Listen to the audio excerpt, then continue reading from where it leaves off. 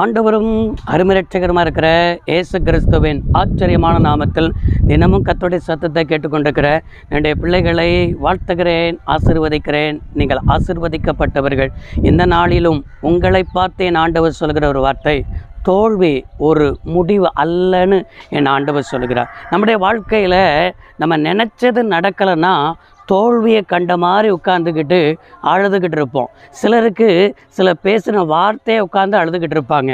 சிலருக்கு அவருடைய பிஸ்னஸில் உண்டாகிறதான நஷ்டத்தின் நிமித்தம் இப்படி நடந்துருச்சு, இவ்வளவு கஷ்டப்பட்டு இந்த பிஸ்னஸை தொடங்கினேனே இப்படி ஆயிட்டேன் என்று சொல்லி பிஸ்னஸில் உண்டாகிற தோல்வி, வாழ்க்கையில் உண்டாகிற தோல்வி, தனிப்பட்ட வாழ்க்கையில் உண்டாகிற தோல்வி, ஏதோ ஒரு ரீதியில் நீங்கள் தோல்வியை கண்டது நிமித்தம் உள்ள புலம்பி கொண்டிருக்கிறீங்க.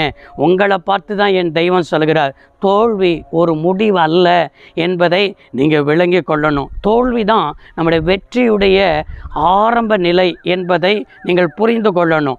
இயேசு கிறிஸ்துடைய சீசனாக இருக்கிறதான பேதுருவை பார்க்க முடிகிறது. இயேசு பேதுருவை அழைக்கும் பொழுது அவன் ஒரு ஃபெயிலியர் கேட்டகரி, ஒரு தோல்வியை கண்டவன்.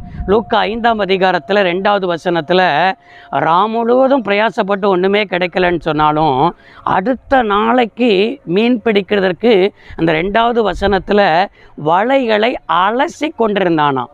எப்பொழுதுமே எதற்கு வலைகளை அலசுவார்கள் என்றால் அடுத்த நாள் மீன் பிடிப்பதற்கு, வலைகளை சரிப்படுத்துவதற்கு.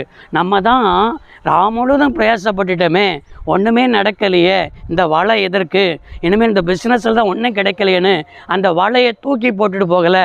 அடுத்த நாளில் எனக்கு கிடைக்கும், அடுத்த செகண்டில் எனக்கு கிடைக்கும் அப்படிங்கிற நம்பிக்கையோடு தான் வலையை அலசி கொண்டிருந்தான். உங்கள் வாழ்க்கையிலையும் கர்த்தரை நம்பி பாருங்க.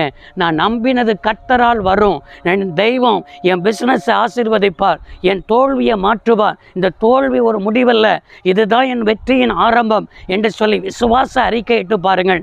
நிச்சயமாய் அந்த படகில் இயேசு வந்தார். அந்த படகை இயேசுவுக்கு கொடுத்தான். இயேசு அதே லூக்கா 5:5 வாசிக்கிறோம்.